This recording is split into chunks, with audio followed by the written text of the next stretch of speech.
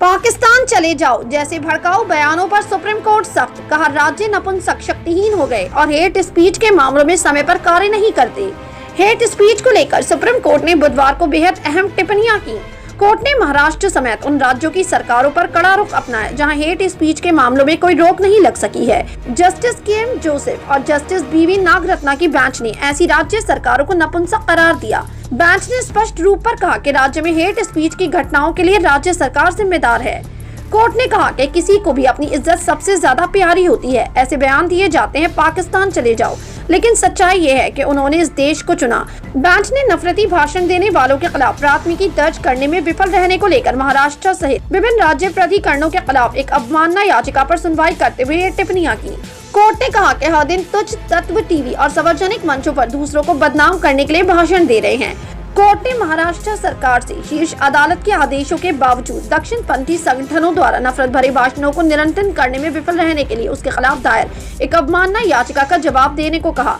न्यायमूर्ति KM. Joseph और BV. Nagarathna की बेंच मामले की अगली सुनवाई 28 अप्रैल को करेगी। बेंच ने कहा, नफरत एक दुष्ट चक्र है और राज्य को कार्रवाई शुरू करनी होगी। केरल के शाहीन अब्दुल्ला द्वारा एक समाचार रिपोर्टर पर अवमानना याचिका दायर की गई है, जिसमें कहा गया पिछले 4 महीनों में राज्य में कम से कम 50 रैलियां आयोजित की गई, जहां कथित रूप से नफरत फैलाने वाले भाषण दिए गए। हालांकि शीर्ष अदालत ने हिंदू समाज द्वारा उन घटनाओं का हवाला देते हुए दायर याचिकाओं को भी स्वीकार कर लिया, जिनमें हिंदुओं के खिलाफ नफरत फैलाने वाले भाषण दिए गए।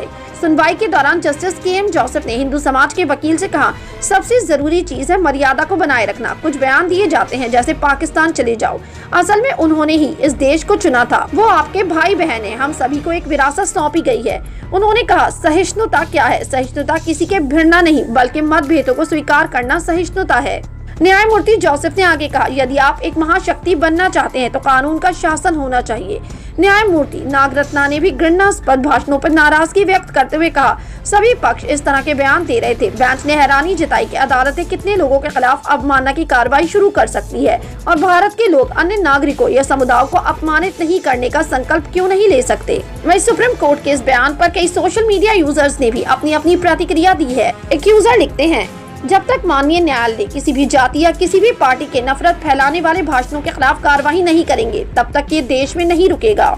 नीलेश नाम के एक यूजर ने लिखा, अब लग रहा है कि सुप्रीम कोर्ट बोल रहा है, थैंक्स सुप्रीम कोर्ट।